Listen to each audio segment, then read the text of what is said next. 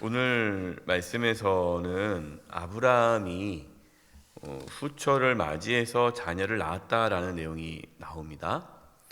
우리가 이제 말씀을 읽다 보면 아브라함이 100세에 아들을 낳았는데 하나님의 은혜를 낳았는데 또 그러면 사라가 죽고 앞에 우리가 사라가 아내 사라와 이제 사별하지 않습니까? 그럼 아브라함이 이삭을 낳고 사라와 사별한 후에 그렇게 나이가 많은데 또 아이를 낳았으면 그 아이들은 뭐지라는 생각이 들 거예요. 여러분 그거를 오해하면 안 되시는 것은 이 창세기 25장의 말씀은 연대기 순으로, 그러니까 앞에 24장 그다음에 25장이 연대기, 그러니까 시간의 흐름에 따라 기록된 것은 아닙니다. 25장은 따로 이렇게 아브라함의 후처, 그 다음에 그의 후손, 아브라함의 죽음, 이스마엘의 후손을 이렇게 한 곳에 모아놓고 기록한 것이에요. 그래서 시간의 흐름에 따라 이 말씀을 읽으면 여러분들이 아브라함이 100세에도 낳기 힘들었는데 어떻게 이렇게 또 아들을 많이 낳냐 이렇게 오해할 수가 있어요. 그것은 아닙니다. 오늘 말씀은 그러니까 이삭 말고 이제 다른 아브라함 후손에 대한 정리한 말씀이고, 이제 내일부터 또 말씀이 이제 이삭 중심으로 말씀이 시작되기 때문에 여기서 일단락 이렇게 정리해 주는 말씀입니다. 또 많은 학자들이 오늘 말씀에 나오는 그 아브라함의 후처 그드라를 통해서 얻은 그 자녀들, 아브라함의 자녀들은 사라의 여종 하갈을 통해서 낳은 이스마엘보다 앞에 낳은 자녀라고 보고 있습니다. 이 당시에는 그런 서자들이 많이 있었기 때문에 첩이죠. 그렇기 때문에 물론 이제 여러분 알다시피 이제 오늘 읽어봤지만 아브라함이 이제 죽었을 때 장례를 치를 때 아들 둘이 장례를 치르죠. 그때 누구입니까? 이삭과 이스마엘이 장례를 치러요. 그러니까 이스마엘은 자식을 낳을 수 없으니까 이렇게 아들의 신분으로 자식을 낳은 거고, 이 후처 앞에는 이 그드라가 낳은 자녀들은 그러니까 아브라함의 또 후손으로 생각하지 않은 자녀들입니다. 그래서 그거를 그 당시에 문화를 이해하시면 좀 더 이해가 될 것입니다. 그러나 아브라함이 후처인 그드라와 언제 결혼했는지는 성경에 나와 있진 않죠. 오늘 본문에만 나오니까 언제 결혼한 게 중요한 것이 아니라 단지 오늘 말씀에서는 이제 후처인 그드라를 통해서 낳은 자녀들이 어떻게 되었는지만 잠깐 언급하고 지나가게 됩니다. 당시의 관습에 의하면 모든 재산은 다 장자에게 주어집니다. 그렇기 때문에 이 아브라함의 후처를 통해서 낳은 서자들은 아브라함의 대를 잇지 못할 뿐만 아니라 재산도 물려받지 못하죠. 그러나 아브라함은 이삭뿐만 아니라 이 서자들에게까지도 재산을 남겨줍니다. 이것이 오늘 5절과 6절이에요. 아브라함이 이삭에게 자기의 모든 소유를 주었고, 자기의 모든 소유를 누구에게 줬습니까? 이삭에게 줬어요. 이삭에게. 이거 뭘 의미하는 겁니까? 이삭이 자신의 이제 대를 이어가는 후손이다. 참된 후손이다. 하나님께서 나에게 주신 후손임을 밝혀주고 있는 거예요. 이것은 이제 이삭이 하나님께서 약속하신 후손임을 오늘 본문에서 보여주는 거죠. 그리고 6절에 보니까 자기 서자들에게도 재산을 주어 자기 생전에 그들로 하여금 자기 아들 이삭을 떠나 동방 곧 동쪽 땅으로 가게 하였더라.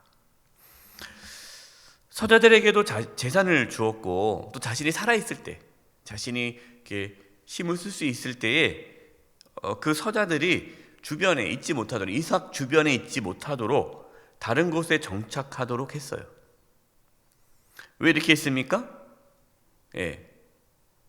하나님의 약속인 자녀인 이삭이 이제 아브라함의 후손으로서 하나님의 뜻을 성취하는 데 있어서 어려움이 생기지 않도록 하기 위해 이 서자들을 다른 곳으로 이동시킨 겁니다. 하나님의 뜻을 이루기 위해서죠. 그렇다고 해서 이 아브라함이 서자들을 내치거나 이렇게 하지 않고 충분한 재산을 그들에게 주면서 비록 서자이지만 또 아버지로서의 책임도 감당했다라는 것입니다. 오늘 이 아브라함의 모습을 통해서 우리가 하나님 말씀을 믿고 하나님의 말씀을 성취해 나간 데 있어서 그것을 방해하는 어떤 것들을 정리할 필요가 있다라는 것을 우리는 알 수 있어요. 여러분, 우리가 하나님 말씀에 순종하는 데 있어서 어떤 방해되는 요소가 있다면 그것을 정리해야 됩니다. 그거를 다 갖고 있으면서 하나님의 뜻을 내가 성취하겠다 쉽지가 않아요. 그래서 정리할 것은 정리하고 하나님 말씀에 집중할 수 있도록 그렇게 자신의 삶을 이렇게 다시 재배치하는 것이 중요합니다. 또한 자신에게 주어진 그 책임을 회피하지 않고 잘 감당하는 것도 중요합니다. 아브라함이 하나님의 약속, 이 이삭을 통해서 이루어지니까 그냥 그것만 바라보고 자기가 또 해야 할 아버지로서 책임이 있지 않습니까? 서자이지만 또 책임이 있는데 그 책임을 또 충실히 감당했다라는 거예요. 여러분, 이것이 우리 그리스도인들에게 중요한 균형입니다. 어떤 분들은 상당히 무책임해요. 왜 무책임하냐? 하나님께 다 맡겼다라는 거예요.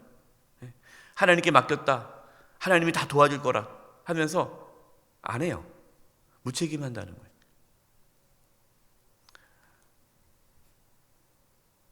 하나님의 말씀에 대한 믿음, 그리고 또 나에게 주어진 책임, 이것에 대한 균형 있는 신앙의 모습이 필요합니다. 몇 번 말씀을 드렸어요. 믿음을 내가 아무것도 하지 않아도 된다는 게으름으로 여겨서는 안 돼요. 게으름이 믿음이 아니에요. 진정한 믿음은 그 삶에 책임을 갖고 살아가는 모습이 참된 믿음입니다. 여러분에게 어떠한 책임이 주어졌습니까? 가장으로서, 또 남편으로서, 아내로서, 부모로서, 또 그 외 직장에서 어떠한 또 직원으로서, 또 교회 안에서 여러 가지 또 직분자로서 우리의 삶의 자리에 다 책임이 있지 않습니까? 그 책임의 자리에서 충실하게 감당할 수 있기를 바랍니다. 아브라함이 죽었을 때 나이가 175세예요. 아브라함이 죽었을 때 175세인데 그때 이삭의 두 아들 쌍둥이 에서와 야곱의 나이가 계산해보면 15살이에요.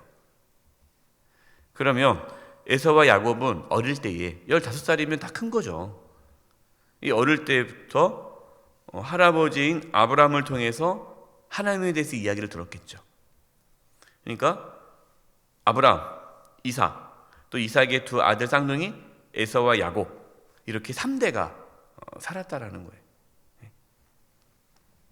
7절과 8절입니다. 아브라함의 향년이 175세라 그의 나이가 높고 늙어서 기운이 다하여 죽어 자기 열조에게로 돌아가매 아브라함은 모든 사명을 다하고 하나님의 품에 안기게 되었습니다. 여러분, 모든 사람은 다 죽게 되어 있어요. 오래 사는 것이 중요한 것이 아니라 사명대로 사는 것이 중요합니다. 사명대로. 그래서 아브라함은 사명을 다 맞춘 거죠. 9절과 10절입니다. 그의 아들들인 이삭과 이스마엘이 그를 마므레 앞 헷 조속 소알의 아들 에브론의 밭이 있는 막벨라 굴에 장사하였으니, 이 막벨라 굴에 장사했다는 걸 강조하고 있는데 이게 왜 중요하냐? 10절에 이것은 아브라함이 헷 족속에게 산 밭이라 아브라함과 그의 아내 사라가 거기 장사되니라. 이 막벨라 굴은 아브라함이 돈을 주고 산 땅이에요. 그러니까 지금 이 아브라함이 가나안에 거주하고 있었는데 이 가나안 지역에서 아브라함의 소유가 된 땅에 묻지가 된 거예요. 하나님께서 약속하셨죠. 이 가나안 땅을 너에게 주겠다라고 하나님께서 약속하셨고, 그 약속대로 아브라함은 가나안 땅에 장사되게 된 거예요. 아브라함의 생애는 하나님의 약속이 성취되는 것을 보여주죠. 참 멋지고 귀한 삶이죠. 어떤 삶이 멋진 삶이에요? 하나님의 인도하심과 말씀이 성취되어지는 것을 보여주는 인생이 멋진 인생 아닙니까? 아브라함이 그렇게 살았다는 거예요. 저와 여러분도 그렇게 살아갈 수 있기를 바랍니다. 11절입니다. 아브라함이 죽은 후에 하나님이 그의 아들 이삭에게 복을 주셨고, 이삭은 부엘라 헤로이 근처에 거주하였더라. 아브라함이 죽은 후에 하나님께서 누구에게 복을 주십니까? 이삭에게. 아브라함에게 부어주셨던 복을 이제는 이삭에게 부어주시는 거예요. 뭘 보여주는 겁니까? 아브라함의 하나님이 이제 이삭의 하나님이 되시는 거예요. 신앙의 유산이 아브라함에서 이삭으로 넘어가는 겁니다. 믿음의 조상인 아브라함은 죽었지만 그 신앙의 유산은 아들 이삭에게 이어진 거죠. 참 아름다운 모습이에요. 여러분, 우리의 신앙이 우리의 자녀들에게 이어질 수 있기를 바랍니다. 나의 하나님이 우리의 자녀의 하나님이 되는 거죠. 여러분, 그렇게 되기 위해서는요, 살아있을 때 신앙을 전수하기 위해 힘써야 돼요. 오늘 말씀에서는 이제 아브라함의 삶이 끝납니다. 이제 오늘 말씀에서 아브라함이 이제 끝나죠. 더 이상 이제 아브라함이 등장하지 않아요. 그리고 이제 이삭이 이어서 하나님의 약속을 성취해 가는 것이 이제 나타나기 시작합니다. 저와 여러분의 삶도 언젠간 끝나게 되겠죠. 그때까지 아브라함처럼 믿음의 삶을 살아가면서 하나님의 약속을 성취해 가면서 또 우리가 끝날 때에 우리의 신앙의 모든 유산이 또 우리 자녀들에게 이어지는 축복이 있기를 간절히 축원드립니다. 기도하겠습니다. 하나님, 저희들도 아브라함처럼 이 생에 하나님의 말씀을 성취하며 살게 해주시고, 또 아브라함의 마지막 모습처럼 우리 신앙의 유산을 자녀들에게 이어주고 떠날 수 있도록 도와주시옵소서. 예수님의 이름으로 기도드립니다. 아멘.